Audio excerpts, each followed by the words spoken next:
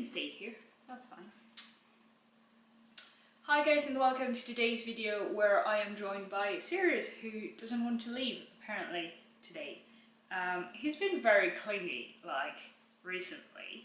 During the first trimester not so much, but during the second trimester he's been like laying on my belly, putting his nose next to my belly, so that's really cute.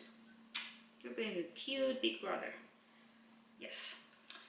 Anyway, today's video is very overdue because it is my first trimester of pregnancy video, which is kind of like a summary, not really, of what happened to me during this first trimester.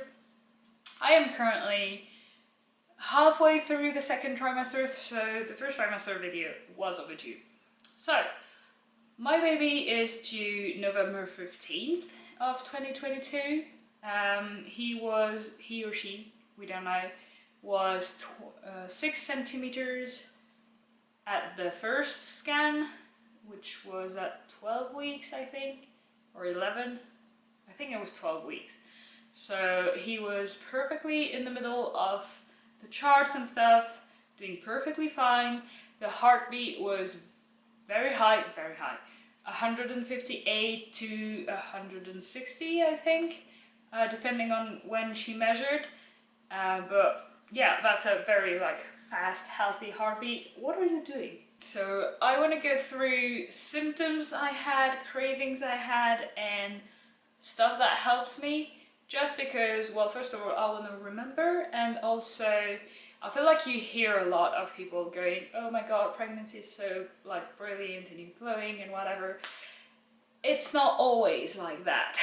And there's much more to pregnancy than morning sickness, God knows.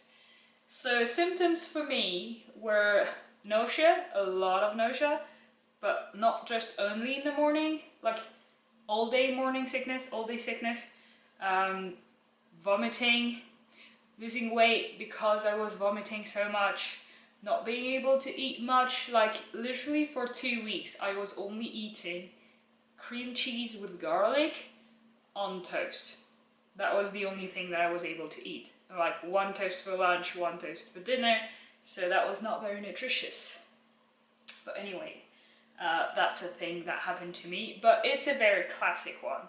Morning sickness, vomiting, that's classic, so we're not going to go too much into that. I was also extremely tired, which is another thing that is apparently very classic in pregnancy.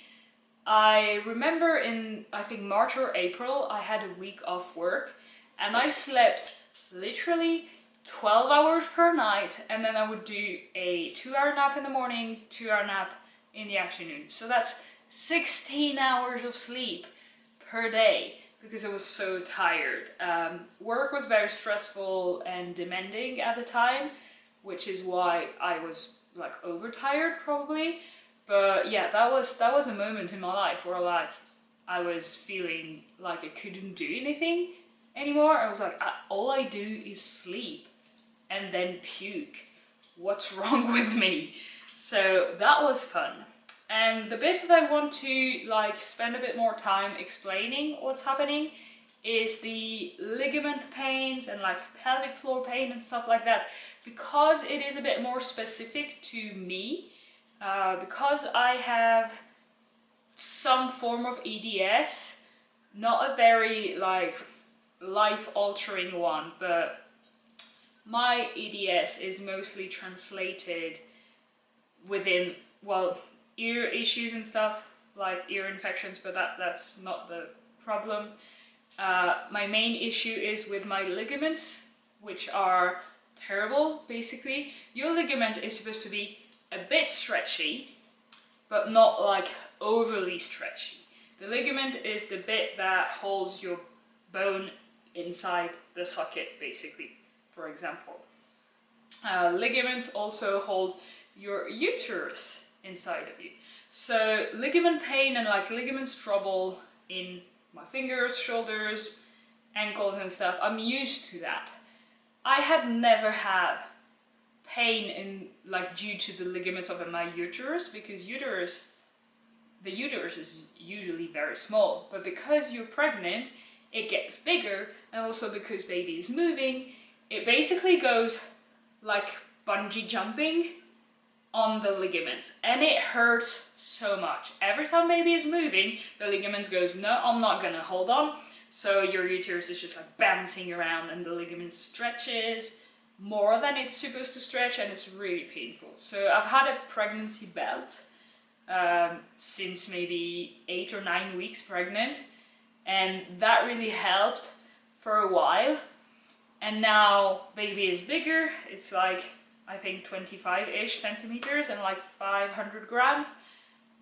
We're going to the scan in a few days, so I don't know for sure, but my pregnancy app is telling me those numbers, which is heavier obviously, and there's a lot of fluid in the uterus, and yeah, it hurts, basically it hurts.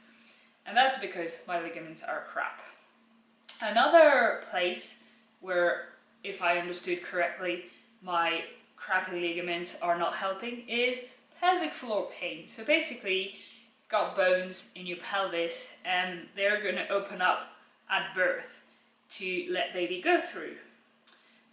Because everything is so bouncy down there, those bones are already moving and kind of like grinding against each other. Bone on bone grinding action. That is also very painful. So that's the second like not so common thing that is happening to me. And yeah, I would not recommend that. It's hard. There's some days that I just want to like stay curled up in a ball. Not in a bowl, in a ball. There's some days where I feel like I can't do anything, and there's some days where I feel like no position, sitting, laying, standing, walking, nothing helps. So, but there's also good days. I mean, sometimes I'm like, hey, it doesn't hurt that bad today. My bones aren't touching today. It's just the uterus ligaments, so that's fine. Today is one of those days, like it's pulling everywhere and baby's kicking, and I've got kind of like a sore point because baby's been kicking here for a few days. So it's kind of like a bruise, I think, because I bruise super easily, like really easily. Also, I had issues, I had like bloody nose or bloody gums frequently, but not that frequently. Like bloody gums every 3 days, bloody nose every 3 months maybe. This pregnancy, I've had bloody gums almost every day, if not twice a day. And I've had a bloody nose sometimes for a week straight, every day. My nose bleeds for nothing. Like, I'm just sitting here and I'm like, oh, I feel like I want a tissue. Blow in a tissue and it's just blood everywhere. Hey, Swan. Don't kick the camera. Thank you. Come here. Swan. No, you just want to lay down here. Okay. Where was I? Yeah, bloody nose is a thing. Apparently it's because my like blood vessels and stuff have always been like weak, on the weak side. When I get blood drawn, it bursts, and then I get bruises and stuff. It bursts. It doesn't burst every time because I got my blood drawn yesterday, and she was very delicate, and it's fine. But like sometimes I get like a huge bruise for 10 days because the vein just like bursted. So that's fun. And basically because you've got more blood and more like increased blood flow for the baby, they're gonna like rupture for no reason. So bloody nose, that was fun. That's a fun thing. I think we're done for the symptoms part. I'm gonna try to make it not a too long video. The other thing that I wanted to talk about was food cravings, because I want to remember them. So I talked about the cream cheese and garlic part. That lasted like 2 or 3 weeks. Toasts, mostly dairy, like cheese, yogurt, milk, like dairy-ish product. Cream cheese is also dairy. So mostly dairy. I had a bit where all I could eat was applesauce, but like not straight apple. I don't know if it's a thing in other countries, but we have apple and apricot sauce, apple and pear, apple and blah blah blah. And I could only eat the very sour one, so basically apple and blueberry and apple and apricot. Those are the most I can speak, the most sour, and those were the only one I could eat because it would help, I guess, with like the sore throat and puking and stuff, because also I got the flu at some point, so that was fun. Lost another 3 kilos, I think, around those time. So yeah, that happened. So applesauce was definitely a great help. And then basically anything cold, like for a month or a month and a half, I couldn't eat cold stuff. Like, I made a very delicious looking vegetables and pasta casserole, and just the thought of it was making me puke, so that was not very fun. I was only eating cold stuff. I was drinking cold sparkling water. That helped a lot. I don't know the science behind that, but that helped a lot with nausea.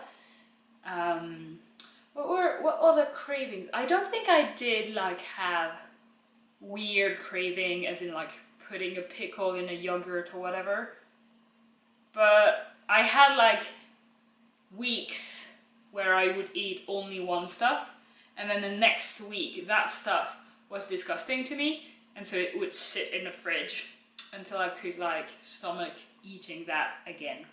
So yeah, there's still like a jar of olive. I don't normally like olives. At some point I was like, oh my god, I crave olives. So I got a jar, ate like a third of it, the rest is in the fridge. Who knows when that would get eaten.